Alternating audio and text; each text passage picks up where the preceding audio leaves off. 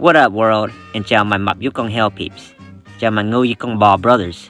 Chào my day ngu sisters. And of course, chào my fellow Nguy Dep Nation. This is your soon-to-be favorite Vietnamese guy, How Am I, of alwayswalmac.com.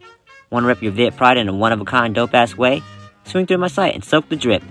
But if you don't want to rep just yet, no problemo. Take a chill pill and turn the volume up as you listen to this week's latest podcast episode where, as usual, I interview cool Viet and non-Viet people just like you and me. This week's guest is a DC area writer, poet, painter, activist, and educator. Listen as we chatted up about her coming of age, overcoming comfort to follow your passions, her poetry, her paintings, her process, Georgia O'Keeffe, family, her surprising top 3 favorite Vietnamese foods, Vietnamese mom's pajamas life, life after death, and so much more. Ladies and genitals, it is my pleasure to give a warm Ben's Chili Bowl welcome to the super creative, sonic imaginative, and hyper-passionate Mrs. Thu Anh Nguyen. Good morning. No, that's cool. I know you're super busy, and I'm just happy that you made the time with me. Oh yeah, thanks for asking me. Yeah, very cool. You had like a different meeting this morning, like work stuff? Yeah. I mean, I'm in DC, so things are a little bit always up in the air. Yeah. And it's just gotten worse. So, yeah. Gotcha. That's cool how you can deal with unexpected stuff, though. But I really appreciate the time you spent with me right now. Yeah. So you said you're in DC right now? Well, I live in Maryland, but yeah, I do a lot of my work in DC. Cool. You're not just based from there? That's like where your home operations is at? Yep. Nice. Is it like chill over there? Is it cool? Is everything like I mean, I used to love living here. I mean, I love Maryland, where I live. But DC is kind of a nightmare because of federal funding, because of the National Guard. Mm-hmm. So a lot of things that I would normally be very excited to do are just a little bit more complicated. Gotcha. Things have been getting canceled, and it just doesn't feel the same in the city. Gotcha. Yeah, I've just been hearing a lot about it in the news lately. I try to stay away from the news, but whenever it pops up, you just sometimes you just can't get away from it. But how far away is Maryland? Well, where I am is about without traffic, 35-minute drive. Oh, okay. That's pretty close. Yeah. I've been to DC like one time. No, 2 times because I have an uncle that lives up there, but it's been a while since I visited. I went to go visit him, but you ever been to Ben's Chili Dog? Oh, yeah. Yeah, I just remember Ben's Chili Dog the last time I went there. The place was good. I have this memory of like one time I went there, and after I ate, there was like music blaring out in the street, and it was like... Oh, yeah, music great. Yeah. It was like Rihanna's like, Where Have You Been All My Life? And then like this girl pops out of nowhere, and she just starts singing it to me, and she starts dancing on me, and I'm like, oh, cool. Like, I felt very flattered. I mean, that's the DC I love, right? Yeah. It's not that. Yeah, it's fun. It was good times over there. All the monuments and stuff were really cool to see, too. Mm-hmm. Yeah. Exactly. Yeah. Since you live over there, like, do you get bored of it? Like, because, I live in Dallas, and we had the Kennedy sighting, and we have Reunion Tower, and everybody wants to come to see that, but, like, I don't because I live in Dallas, so I kind of take it for granted. Do you take those monuments for granted or anything since you live in D.C.?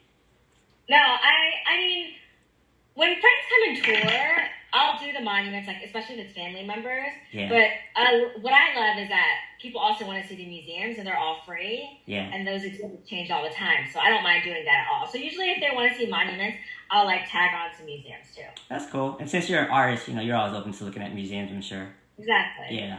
Cool. Yeah. Are you from the U.S.? You born in the U.S.? Nope, I was born in Saigon. Oh, cool. Saigon Dep Lam. Still is, right? Yep. Cool. What year did you come to the States? 83. Oh, okay. How old were you when you came over? You're still a kid? 3.5. 3.5, yeah. So no real fond memories when you were a kid, huh? No. Do you have like a specific first memory? My first memory is actually from the first place we lived in the States in New Orleans. Oh, New Orleans, cool. Yeah, and I just had these flashes of the Mardi Gras beads on the trees. They get stuck in the tree branches, so I remember that. That's better than having a memory of somebody just hiking up their shirt, showing you boobs or something. Yeah, no, none of those memories. Cool. Well, how old were you before you guys moved out of New Orleans? We were in Louisiana Louisiana, like maybe a year. And then I do remember starting kindergarten in Florida, which is where we ended up. So. Oh, okay, yeah. Cool. Which part of Florida? Fort Myers. Fort Myers, is that more closer to like Orlando, Miami, or? It's very southwestern, so it's across the coast from Miami. So. Oh, okay, cool. Still pretty fun spot? No. Not as fun as Miami? No, it's not fun. It's it was like a very safe place to grow up, and then like I actually grew up in a suburb across the bridge from Fort Myers, but I just say Fort Myers because that's where the airport is, and that's the city that people know. Gotcha. But it was a very like quiet childhood. Like, that's where you went to high school and stuff? Was in Florida? Oh yeah. Cool. Yeah. So how was like your coming of age over there, like being a teenager over there and like going to school and like just being Vietnamese over there? There are no Vietnamese people, just my family. Wow. There were hardly any Asian people. There actually was another Asian girl who was Filipina. We looked nothing alike, but we always got mistaken for each other. Yeah. And it's funny because one of my really good friends at the time, she just wrote a book last year, a memoir, and it was about how, she grew up half Filipina and half white, but she always passed for like American, didn't really talk about her Asian part of her. Yeah. And I was like, you were Asian? Because I was like, what? Did she have like blonde hair or something? No, but honestly, like, she could just blend in. She just looked like a mixed race kid, but like, Cool. Especially if you don't grow up around other Asian people who like feel proud that they're Asian, you don't really, think about it. So there were hardly any of us. It was just me and my brother. That's cool. Yeah. So most of your friend group was just like white kids, black kids, Hispanics, or just everybody? A little mix of everything? Yeah, where I lived in Florida and the school that I went to was mostly black and white, and some Spanish speaking. We had a lot of like Mexican migrant workers. Yeah. So yeah, I mean, I definitely spoke like as much Spanish as I did Vietnamese. Oh, awesome. Cool. Yeah. Te llamo Ha? That's all I really know. That's all living in Texas, you gotta know a little bit, so yeah. Yeah, exactly. Yeah, cool. So everybody's pretty accepting of you over there, right? Like, they didn't really look at you like culturally. They were like, yeah, like, Tu's just one of us, and you guys all went to the movies, went to the mall, hung out just like a normal kid, right? Yeah. I mean, I definitely felt, as an adult, you look back and you understand things more, but there was definitely, like, I was totally exoticized, and, which, as a teenager feels awesome, because you're like, I'm special. But, I definitely noticed that, so all the kids who, like, all the cool kids did Young Life, which is, like, the Christian group. Okay. And I didn't understand that, but I did notice that I was like, oh, it's like all the white kids, like the head cheerleader, the head football, like everybody is in this thing called Young Life. Mm-hmm. And I was like, how do I get into Young Life? And my friend was like, I don't think that's for you. And I didn't quite understand like the intersection of like race and religion. Yeah. Because I was like, I mean, I don't understand how these kids are like super Christian, because like they would go to Young Life and then like go drinking. Yeah. And so I was like, what? I was like, I'm a better Christian than they are. I don't understand. So you had a religious background too? What? Did you have a religious background? No. So I went to Catholic school initially because that was like the closest school to where my mom worked. Mm-hmm. And so it's easy to drop me off there. But no, we had like, the altar at home, and like if we practiced anything, it was like Buddhist, incense and stuff like that, but definitely not Christianity. Gotcha. But I could like fake my way through it because I went to Catholic school. Yeah. So I didn't understand what was happening when I was growing up, when I felt really excluded from things. But now, like with hindsight, I understand what was going on. Gotcha. Were you like a rebellious kid, real rebellious teen? No, I knew I couldn't be rebellious because we were poor, and so I knew that if I wanted to get out of Florida, which I definitely did, that like I had to get like really good grades, cool, and get a scholarship and leave. Favorite subject? English. Okay, obviously, yeah. Since you're a writer, since you're a poet, very cool. Yeah. So that was like when you're in high school, going to college. Where'd you go to college at? Wellesley. Where's that at? It's outside of Boston. Okay, Boston. Nice. Cool. Yeah, That's where all the intellects are at. I mean, it was great. I also knew that my parents, we were really sheltered, and they didn't understand. They didn't want to send their daughter off to like college anywhere. Yeah. And so I sold it to them because like it gave me a lot of money. It's where Hillary Clinton went to school. Mm-hmm. And it was an all girls school. Cool. So, cool. Yeah. So you came to that school with the intention of being a writer, doing something with writing? Yes, and I was like, oh, I'm a Vietnamese immigrant, so I'm going to be a lawyer. So that's how I sold it to my parents. I was like, I'm going to take these English classes. So I majored in English and poli-sci. Gotcha. Okay, cool. Yeah. Nice. So your parents were totally cool with that, and then they were like, all right, just do your thing. We trust you. And then where was that point where you're like, you know what, I'm going to be an artist. I'm just going to be full-time. This is going to be my thing. And how did you find yourself to become an artist outside of being that writer, like? Sure. I mean, I distinctly remember, so I went to college, and then I became a paralegal and had this incredible job at this law firm. I had great bosses. I was making a lot of money for someone my age. Yeah. I had a lot of control, and I was like living what I thought was my dream, which is I would travel like 4 days out of 7 days a week, right? Yeah. So I'm like getting off planes, and so like it was what I imagined being an adult was like.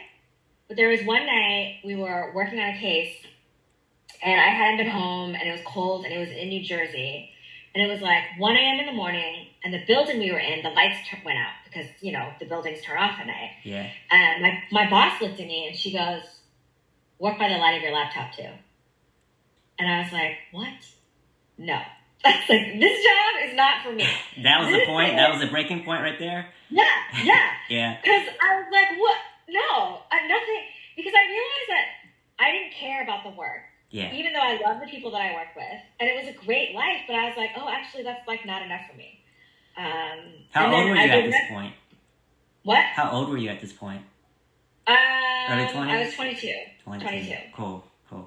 Yeah, and so for the rest of that case, I would like open up Excel spreadsheets and just write poems.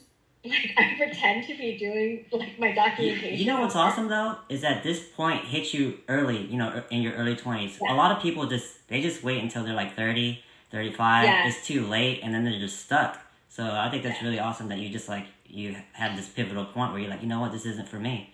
So at that point, you're just writing poems on your computer, and that's when you're like, you know what, I want to be like a poet. I want to be an artist from this point on. Yeah, and I was very lucky because I already had a mentor poet in college. In order to write a thesis at Wellesley, you have to have like an advisor sign on to it. And so I wrote a proposal to write a novel with this English professor that I really admired. And I was living in Scotland at the time abroad. And I remember getting a phone call from him. Yeah. And he said, Two, I got your proposal. He's like, I'll be your advisor, but from now on, you're a poet. And he really was like, this is great writing, but it's not a novel. It's definitely a poem, and you are a poet. So when he kind of blessed you, like, and you're like, oh shit, I am a poet. Like, this is me. Yeah, exactly. Okay, yeah. cool. And so then when I was writing those poems in the Excel spreadsheet, I was like, I'm gonna go to grad school for poetry because like I should have listened to that professor. Like I wrote a thesis and it was poetry, and then I've proven to myself in this year that I could be a very successful lawyer. Mm-hmm. Like I did it, and it's boring. Yeah. And I think like the two things that were so lucky for me was that I really liked so many aspects of the job. So I knew that if I wasn't happy with that I was never going to be happy, right? Yeah. It's not like I was miserable the whole time and I like questioned my choices. It was that like this job gave me everything that I asked for, and I still was like, no, this is not for me. And I also have always had like a really strong sense of like if it's not right, I just don't do it. Yeah. So was there ever any fear though, like, man, I'm gonna leave this nice law type job, the money's gonna be gone, benefits are gonna disappear, like what? how did you deal with that? How did you overcome that stuff? You know, I'm also super practical. So, like, I made a lot of money. I had some money saved. Nice. And also, I never thought that I couldn't do something even with a poetry degree. Because all of my professors were teachers, right? So I knew at the very least I could be a teacher. Yeah. And so I didn't know any starving poets. Like, you know, this idea of like a starving artist. Yeah. I didn't actually know any starving artists. I love that mindset because, I mean, you're basically gambling on yourself and you know that you're good enough to, like, you're never going to be on the streets. You're always going to have a talent. You're always going to find a job. So you could afford to, like, you know, leave this job that, you know, wasn't making you fully happy. So, yeah, I really admire that. That's really cool. A lot of people, they won't do that. They just feel stuck and then they're just miserable for the rest of their life. And they won't bet on themselves. They don't believe that they're talented enough that they can find another job. But, yeah, for you to recognize that early, that's awesome. I mean, it comes from my parents, right? I think it's like part of like an immigrant mindset. It's like they did the way harder thing. They left like their only place that they've ever known and like learned a new language and started over. Mm-hmm. So I was like, I'll be fine. you know, I can figure it out. I'm the same way. I'm never worried about somebody firing me or leaving a job or quitting. Like, always talented enough to find something else, you know? Yeah. But, now that you're this artist and you're a poet, like, what does it mean to be an artist? You know, you mean visual artist or just like in general for like yourself, like, you know, you're that aura of you are an artist, you know, like what does that mean to you? For me, honestly, it's about autonomy. And so one of the things I explain to people is that especially during COVID, I realized that like I can make a life without having anyone else be my boss, and that's the life I want. And so, you know, I paint for myself. I write poetry for myself. It's nice if it has an audience. Mm-hmm. Every once in a while, I'll accept commissions. And honestly, I regret it most of the time. I have a really hard time, you know, I stopped doing weddings completely because it was a lot of like talking brides down off of ledges. Yeah. And explaining art to people who like didn't necessarily want the art. They thought they wanted the art, but actually what they want is, you know, these specific colors and these specific things. And that's not, to me, art. Yeah. And so it really is to me about like personal like development of meaning and expression. And I mean, it's the way I communicate. It's the product I make in the same way that, like, you know, as a paralegal, I like made binders. I'm kind of getting the sense that you just like it because of the freedom. You know, whenever you do your work, your own work, there's no worries about messing things up or pleasing somebody else. Just pleasing yourself, right? It's all about the freedom of expression, right? Yeah, and there is this interesting binary where it is definitely it begins and ends with me, but also I get to be so much in community with people who are like-minded because of it, right? So I end up in writing groups where I meet other writers, and every time I'm in one of them, I realize, oh, these are the type of people I want to be with. Yeah, you know? Gotcha. Whereas, like, I go to functions with lawyers, and I'm like, not my people. Yeah. Yeah. So, do you think an artist has to have a specific mindset? I mean, if I look at all of my artist friends, we're all really, really different, but we do have, you know, such similar core values. Like this morning, the first text I got was from a group of female artist friends that I have, and it was about how in Ireland they had done this test of giving artists like living wages, mm-hmm. and they have shown that it actually has improved the economy of Ireland as a whole by giving their artists living wages. Nice. So they're going to continue with this experiment. They're like, all right, this is working. Like, it sucks that it has to be proven by capitalism for them to want to continue this. Mm-hmm. But, you know, I love that that's like the first text I get in the morning, that it's other people who care about, you know, artists and like equity and, you know, fair pay and things like that. Do you think that everyone is an artist in a way, in a sense? Sure. I mean, that's what I like to tell my students. And, they don't believe me, but I think, it's sad that after school, and even sometimes now, some schools don't have any art classes. Like, after schooling, a lot of people don't even encounter art anymore. And that is such, like, a loss for me. I can't imagine not exercising that part of your brain and your heart. And so, even if it's not exercise, I think there is a creative side to people, sure. Yeah, I kind of feel like everyone is an artist, from like a landscaper to a construction worker, a basketball player, or like somebody making your roads or making your streets, or a street sign, a stop sign. I mean, there's art behind that. There's a planning behind that. There's dimensions behind it. So like, yeah, everywhere I go, I'll see like art all around me. Even my walls are kind of textured. Like, there's a reason to why my walls are textured. There's like an art behind it. Yeah. So, I feel like everyone's an artist in some way, for sure. Cool. So yeah, what inspires your work? Like, I know you said you do both poetry and painting. Is the inspiration different with each medium, or like, what overall inspires your work? I mean, with poetry, it's definitely more about language. I've always got like notebooks, like writing things around, like big, small. I'm always listening. A lot of my social practice art in the past couple of years has been about being in large groups and listening to conversations and then creating poetry based on those conversations. And so, afterwards, once I've written the poem and read the poem, people come up to me and they're like, how did you do that? Like, how can you hear poetry in what we say? And honestly, like, I'm not even being like humble about it. It's that is how I hear things. That's cool. Is just how I hear. Just as like how I imagine musicians hear music everywhere. When someone speaks, and listening for, alliteration, hyperbole, anaphora, like I studied it my whole life. And so that is like how I function. And painting's really different. Like, it's great that I can have it as this juxtaposition to poetry, because I'm still much more of a student of painting. I'm taking a Chinese brush painting class right now. Nice.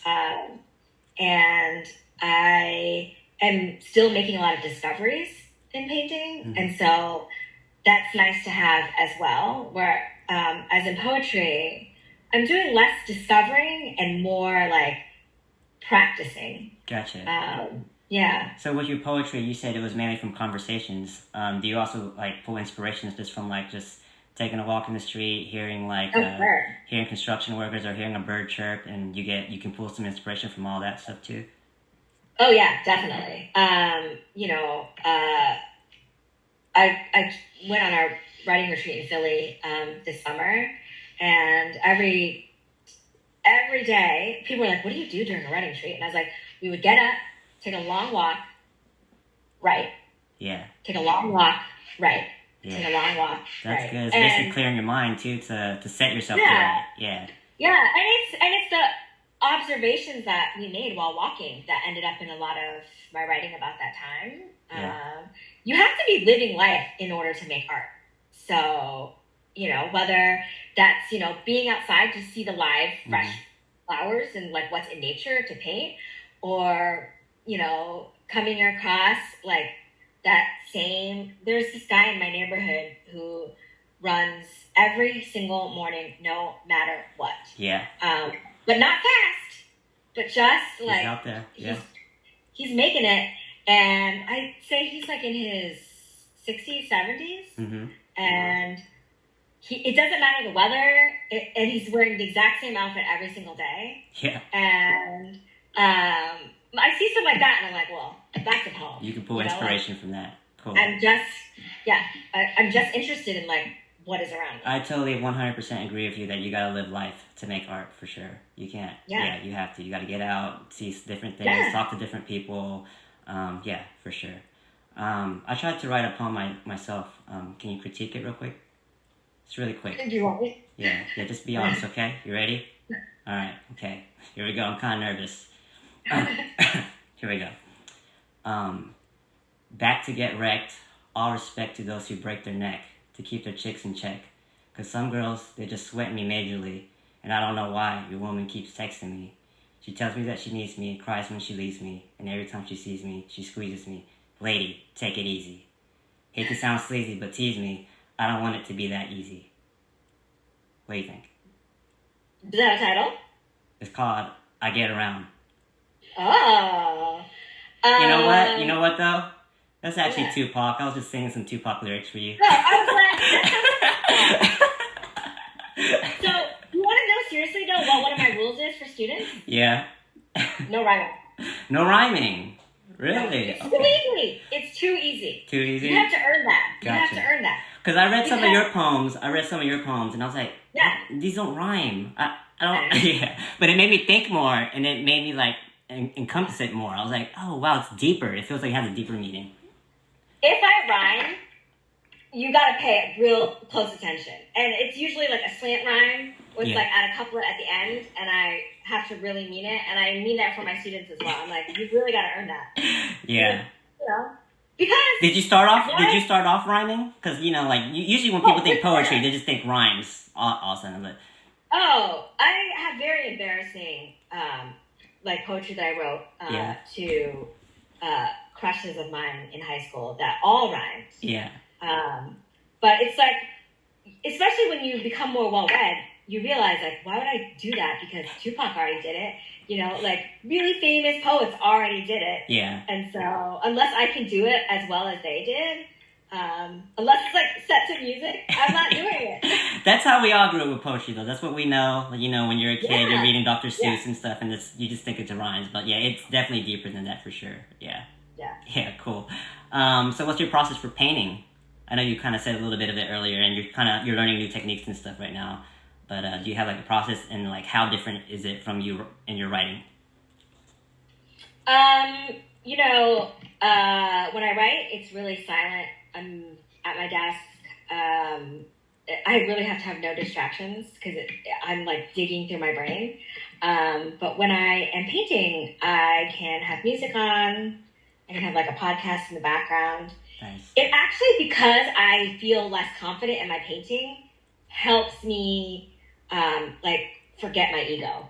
And so, you know, like this morning I just spent an hour painting, and the first two things I did, I literally just like crumpled up into a ball, and I was like, I hate myself, and this is wrong. But it's okay though. It's okay though. It's okay though because it's all on you. You know, it's like you want to start over, you mess up, like it's that freedom thing again. We're going back to the freedom thing. Exactly. Yeah. And I did feel fine about it because I also like had music on and it was okay, and I, you know, wasn't expecting something perfect to come out of it. But I think it's really important to me. I don't know if it is necessarily to all other artists to be learning something else at the same time. So that's what painting is to me right now. It's like the place where I'm learning and growing, and so I approach it as that. I don't expect as much from myself. I actually have this really hilarious, intense Taiwanese painting teacher. Yeah. And it's a class that takes place like during the day. So you can imagine that the only people who have time to take these classes are of like 1 or 2 generations older than I am. Mm-hmm. So I call them the grands because they're like all my grandmothers. Yeah. And they're all mostly Asian. And so they all like have no filters and are really just intense. And my teacher will come by and like critique us. And luckily I'm super used to critique, so I'm like, whatever. Yeah. But she'll come by and she'll just like burn every single one of us like in succession. And there's no sympathy for older ladies or anything, for the retired old lady. That's good though. That's the only way you get better. Nothing. Yeah, it's the only way you get better though. Exactly. So the very first class, when I was the only new student, she comes up to me and she's like, okay. She's like, this is good, and then she points to the spot that I know is not good. And she goes, this. And I was like, I know. I was like, it's the last thing I painted. I got sloppy. I know. And she looked at me dead-eyed and was like, yeah, but I'm old. I have excuse. You're young. No excuse. Oh, wow. Wow. How did how much of your confidence dropped after she said that? I just laughed. And I immediately texted my friends being like, listen to what my teacher just said. Did you crumple it up right in front of her face and just throw it in the trash? No, because, she's not wrong. Yeah. And you can't have people around you who constantly praise you. Like, that is no way to learn. For sure, yes. And I joke with my white friends about this because, like, I think we've all sat in meetings before where everyone's just, like, basically, like, patting each other on the back. Mm-hmm. And, like, job reviews are always like, you're doing this well, you're doing this well. And I'm like, listen, I grew up in a Vietnamese household. Just tell me what's up. Tell me how it is. Be upfront with me. I do not hear good things. Like, I don't understand compliments. It literally, like, goes in my ear and, like, goes right out. I want to know, like, what I've done wrong. Yeah. How I can be better. So. That's funny. So painting is a new thing to you? You're like, just transitioning into, like, being a painter? New-ish, right? So, okay. I've always done some kind of art, but I didn't study it in school. And my brother is a professional painter and artist. Cool. Like, he has a degree in art.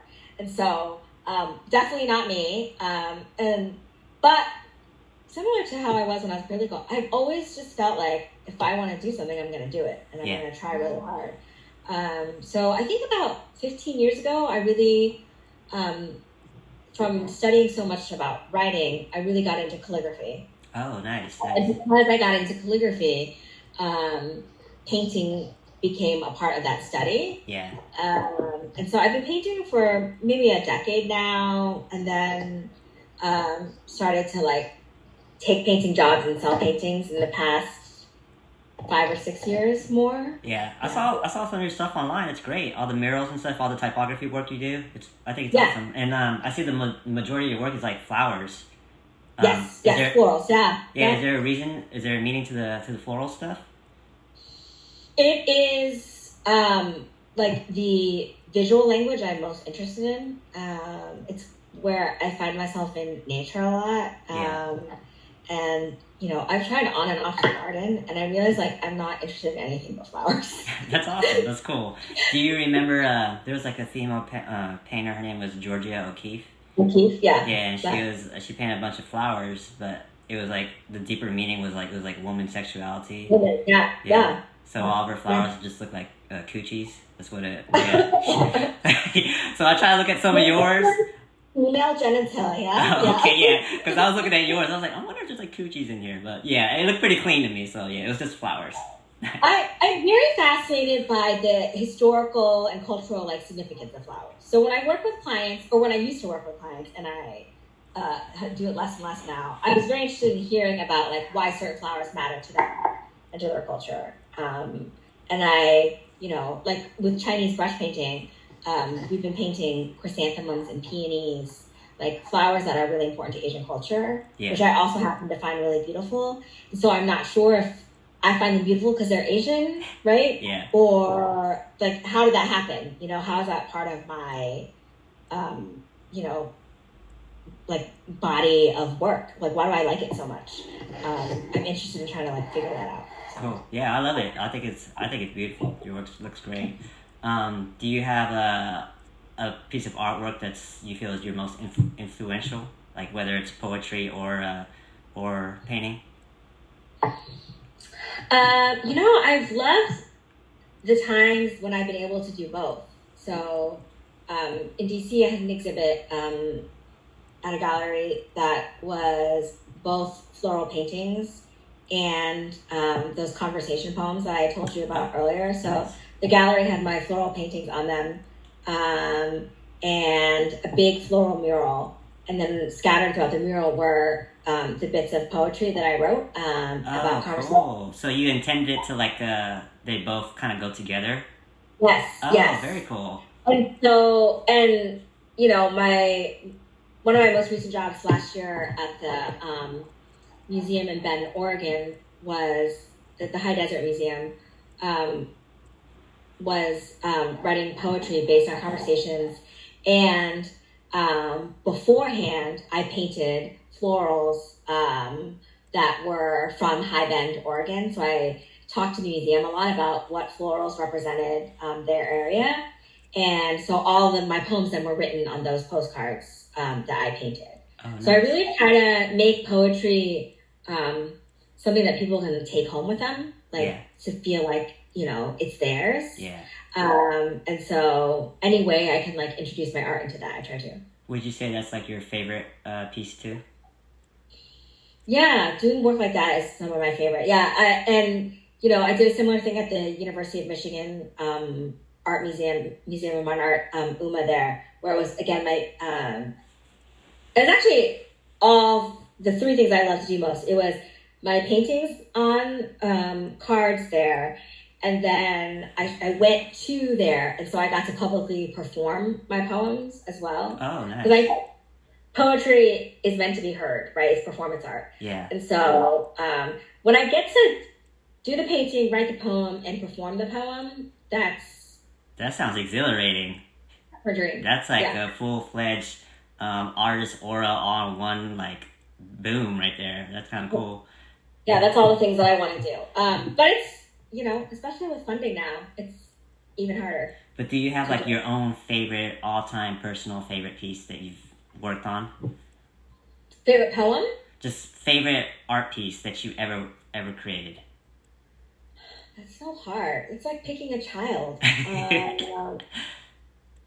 mean, there is a poem called Tradition that is probably one of, if not, if I was going to be known for a poem, it's probably that one. Gotcha. Is it anywhere online? I gotta check it out. Yeah, it's with my Vagabond. The zine? The zine thing? Yeah, I saw that. Yeah, it's the poem with Vagabond. Okay, cool. But I wrote it before that, and it just, because it is so much about being Vietnamese. Yeah. It's a really important poem to me. Okay, cool. So, now tell me who your favorite kid is. Who your favorite child is. I'm just kidding. Whoever is this right now. Do you feel it's necessary that most artists need to create provocative or controversial work? I don't think provocative or controversial, thought-provoking is more the word that I would use. Yeah, for sure. Yeah, that's good. Cool. Uh-huh. Yeah. What do you want your viewers to take away most from your work? Of my visual art, because you said viewers? Yeah, I mean, your readers, your viewers, just in general, the audience in general. I guess thought-provoking, just to be thought-provoked?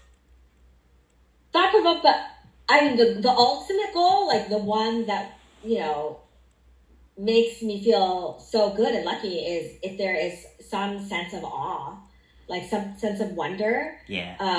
Because that's what I search for when I, read a poem or look at artwork.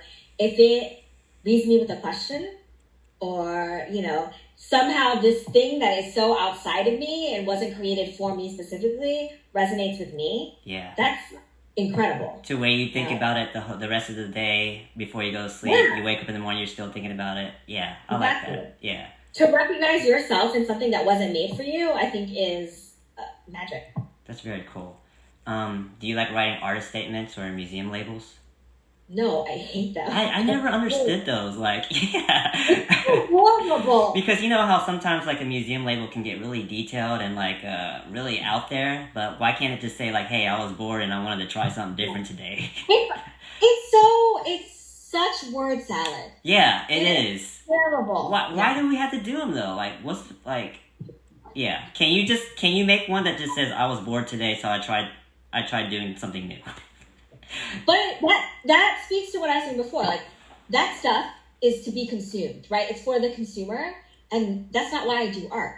So I made art for you, and now you want me to do this other thing that is not my art, that is for the consumer? Yeah. That is terrible. If I feel it, if you feel it, I'm pretty sure the majority of the world feels the same way. So yeah. Word salad at its finest.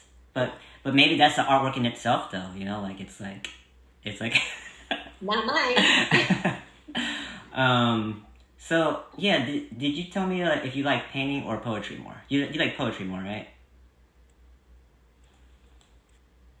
I don't know that I like one more. I think they're just different. Okay. Sides of the coin. They're both things that I love to do. I think it depends also when you're talking to me. Like if I just wrote a really great poem, I'm gonna like poetry more. Gotcha. If you talked to me this morning when I was struggling with this painting and like balled up two things, I would definitely say like poetry. Yeah. So when you wake up in the morning, what's that spark that gets you out of bed?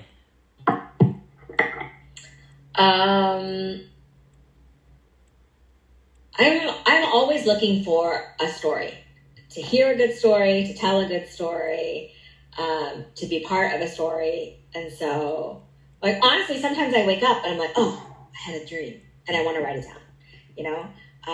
Or like I've been thinking about this thing that I want to do or make.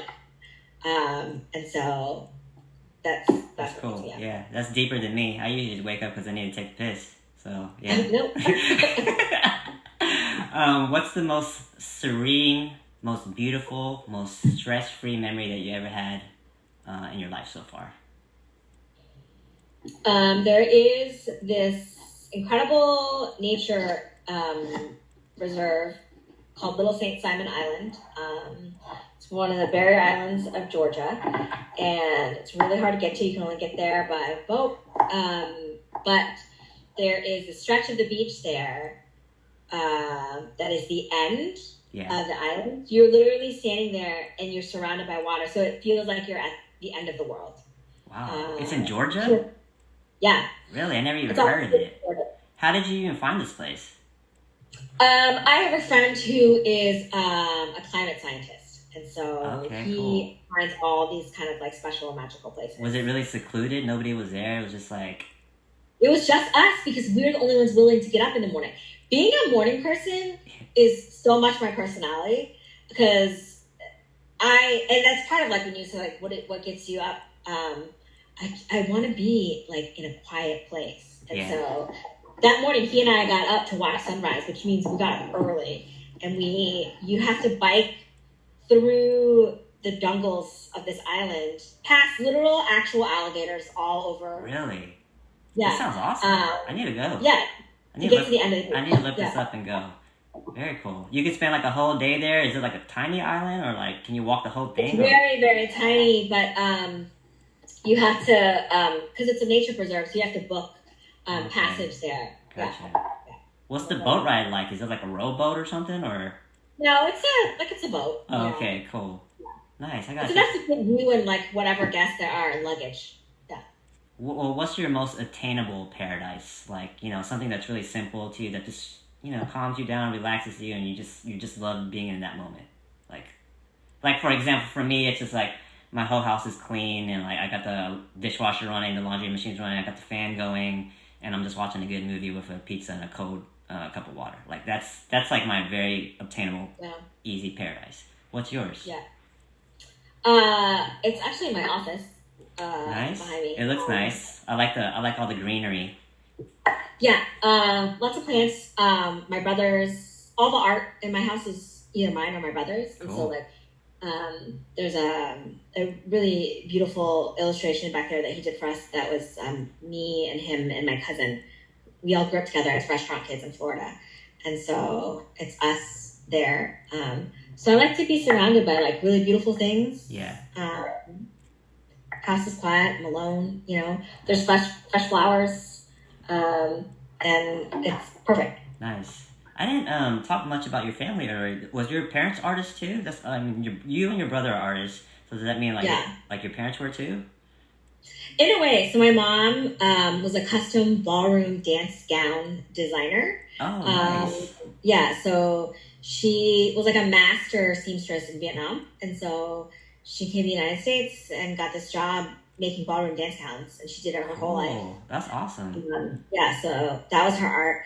And my dad was a master electrician, but constantly a tinkerer. So he would like go to work, like make money in his business, but then be home like inventing things and making things. That sounds like my dad. My dad's an engineer, and he's always doing stuff like that constantly. Exactly. Like he made a machine to flatten out the dried cuttlefish. Oh, cool. Yeah. My mom would then roast the cuttlefish, and then he's like, "Oh yeah, look at this machine I made." I was like, "Dad, you just buy that." That's like my dad too. My dad's the exact same way. Yeah. Did you ever have to? Did your mom sew at home? Did she like make you stuff shoulder pads or like in the dresses and stuff? Like Yeah. yeah, So, we but had to do that too. more importantly than that, she made me learn how to sew, and so every summer my project was to sew my first day of school outfit. So like that was like my first sense of like, oh, I can be creative, right? I can. We were poor, so like I can have clothes as cool as, if not cooler, than my classmates. Yeah. And in third grade, like that's the first time I made money. I opened up a scrunchie business at school. That's awesome. Like, scrunchies are really cool, and my mom had all this scrap fabric, and she taught me how to sew. She was like, "We're not buying scrunchies," and so I started to make them. Nice. That's very cool. So how about your brother? Like, what was his path like to be an artist? Was it just, did he transition to it too, or has he always been? Always an artist. He went to a visual arts high school. He and I both were performance artists. Like growing up, we were both in like a traveling choir. I did theater in high school. He did musical theater. And so in high school, he graduated for painting, and then he went to the Cooper Union as a painter. Yeah. And I mean, this threw my parents for a loop. So, you know, the Cooper Union is like a full scholarship, full ride. So they're like, great, you're not paying for college, an incredible school. He was in there, I think, 2 years, and he actually got burnt out from painting because I can understand. Because he was like, these people break into the school building to continue working. This was kind of like me and my laptop experience. Yeah. Like, I'm not about that life. Yeah. And so in the summers, he had like started to like take piano lessons just to like expand his mind. And he was like, I'm going to apply to other colleges now, and I'm going to major in piano. And my parents were like, what? And then like eventually we're like, he did the piano thing, and then he went back to the art stuff, or? He went to Bard College where they let you make up your own major. Yeah. So he still got to study visual arts, but he got to do piano there and study jazz piano really intensely. I think that's why I appreciate that, like, we were always encouraged to have many interests. And so it was, as like annoyed as my parents were about like paying for more college for no reason. Yeah. They were like, well, this is like how our kids are. Just do whatever. You know. I think that's great though, to have like a Vietnamese parents that support like arts and like push it, because a lot of them aren't like, no, you're going to be a doctor, you're going to be a pharmacist, you're going to be a dentist, you're going to be a lawyer. But that's really cool how your parents are pretty open about being artists. I don't think they loved it, but they also were like, you will make a living. You will survive. Yeah. And like, to what come to the United so you can figure it out, you know? Yeah, to what we were saying earlier, you're always gonna, have the talent to find a job and make money, so there's no worries really. Yeah, and they definitely came to all our shows. That's even awesome. Though they didn't understand anything. They were like, what? I don't know. I remember when I was in high school, I used to draw a lot, and I went to like this drawing show, like a drawing critique show, and I took my dad. It was the first time my dad's ever been to any type of art thing, and I just remember seeing his face, and he was like, where the fuck am I right now? Like, this is ridiculous. But yeah, my dad's cool now though. He's like, he totally understands what I do. Kinda, I think, but yeah. Yeah, it's always kinda, right? Yeah, you know? Yeah. Cool. What's the coolest thing about being Vietnamese? Our food is the best. Yeah, it is. It really is. Out of all the Asian foods, for sure, number one. I know that. It has the most vegetables and fruit. It's like so balanced. Yeah. You don't feel all gross and greasy and lazy and fat afterwards. Like, you feel good. Like, it's good. How deep are your Vietnamese values and your lifestyle? If you'd asked me this like 20 years ago, I wouldn't have said that deep. But that's because I grew up in Florida, right, around white people. Yeah. And it's always whenever you grow older, you like, you kind of understand yourself more, your background, your family. So like, you appreciate it more for sure. Yeah, exactly. And then in college, that's because I moved to the Boston area where I met like all the Vietnamese people. Yeah. And I realized like, oh, I can actually be with people who like share the same, like ideas about like aunties, and they have similar values to me. And then the only Vietnamese person I ever dated ended up being my husband. So awesome, cool. Nice. My parents were like, yeah. We were like, we did not see this going this way.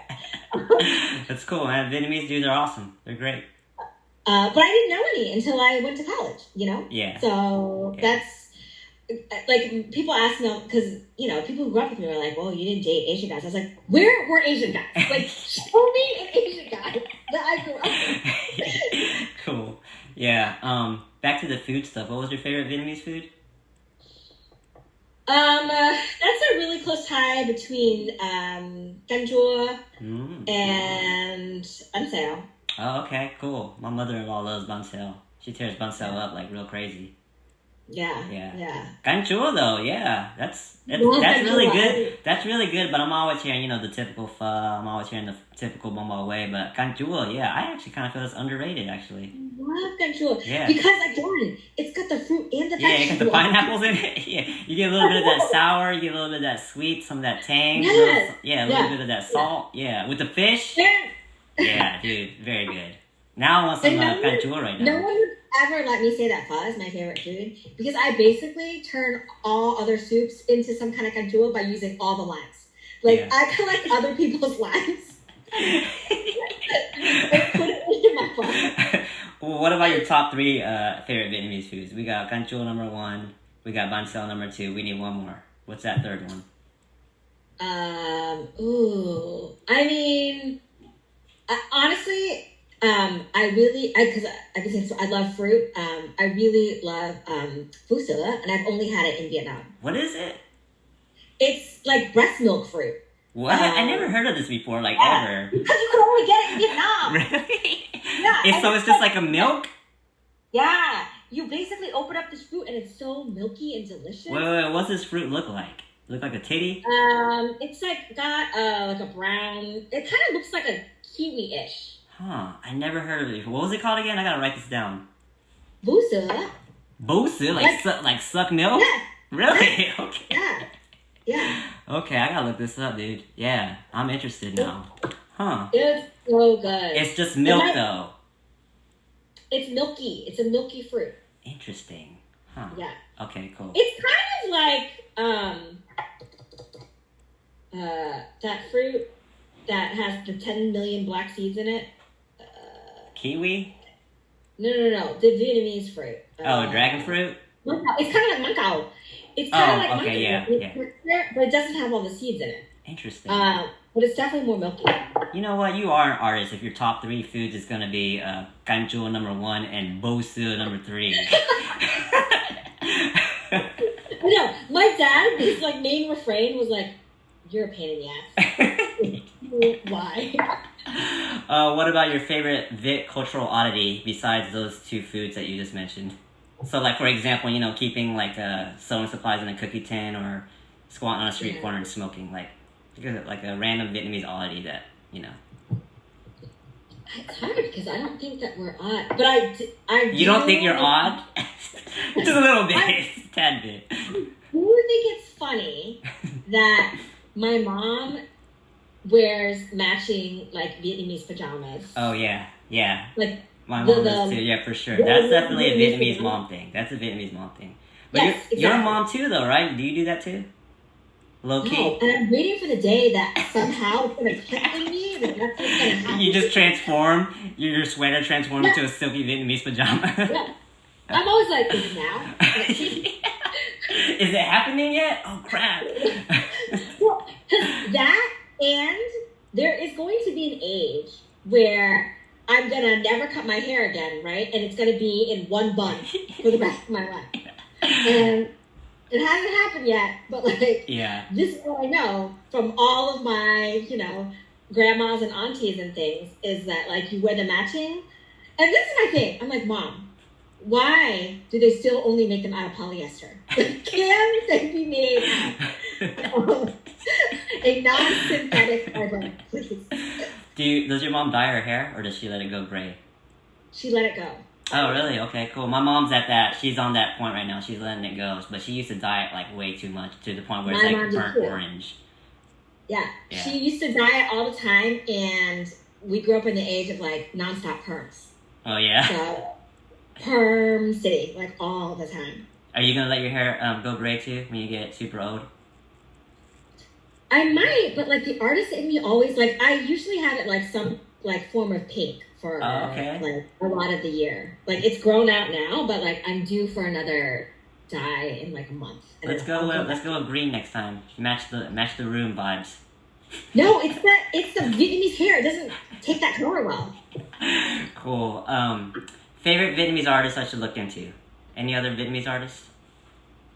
Ooh. I'm more into reading stuff by Vietnamese. Okay. You have any suggestions of somebody I can look into and kind of read their stuff? Yeah. Have you read The Gangster We're All Looking For? No. Who wrote that? Lê Thi Uy Kim, I think. But it's like this short memoir novel. Also has bits of poetry in it. And it's really beautiful. It's The called Gangster We're All Looking For. Yeah. I look in the mirror and ask myself that every day. Yeah. She's so cool. She's so cool. Yeah, I'll look her up and see if I can read some of her stuff for sure. What do you want to accomplish before it's all over? You got like a number one thing, like a dream or like a dream creative project or something? I would love to build a community of artists that is like self-sustainable. So I would love to have a community of artists who could like go on a retreat to Vietnam together and just, paint or write together. Are you talking about like a space where creatives can all meet up, or like just a group where you Both. I want all those things. We talk about this all the time with my group of artist friends. Like, we want what they did in the Renaissance, but like without any of the strings attached. So I would love a patron. I would love some rich white dude, probably, to give us all the money. Yeah. To let us create on our own terms and like expect nothing back from us. You know what? You just put it out there. You put it. I'm pretty sure it's gonna happen one day. You put it out for the universe to hear. So I 100% feel like that's gonna happen. A couple more questions. Where do you think we go when it's all said and done? When life is done? Like, is there a heaven? Is there a hell? Like, do you think life just kind of recycles and our soul goes into another body? Or like, I always wonder. What do you think? I'm a person who doesn't say no or never to anything. So I think any and all of those things, a combination, right? I don't think I could believe in hell because like life is too beautiful for, like, why would you waste another life on like just being miserable? Yeah, I always thought that too. Yeah, my imagination is too good for that. I don't think so. I always think if you're like sent to hell and then you're eternal down there, you can just like burn, but you're still eternal. So like, what's the point? Because like you're still gonna be there. I think life is too interesting for that. I don't think that's the answer. Yeah. So whether it be reincarnation or like, something else, I think there has to be something else after this. Yeah. Yeah. Do you believe in like past life stuff?